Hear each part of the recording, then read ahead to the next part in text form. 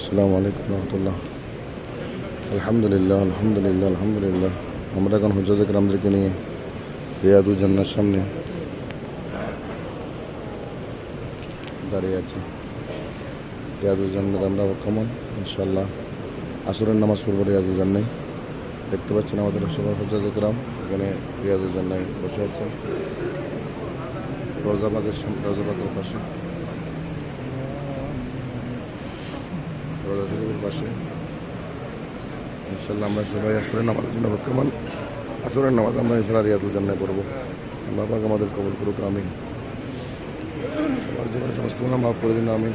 বিশ্ব মুসলিমকে কবুল করুক, আমিন। বাংলাদেশের মুসলমানদেরকে কবুল করুক, আমিন। যারা আমাদের কাছে দোয়া চেয়েছেন আল্লাহ সবাইকে কবুল করুক, আমিন।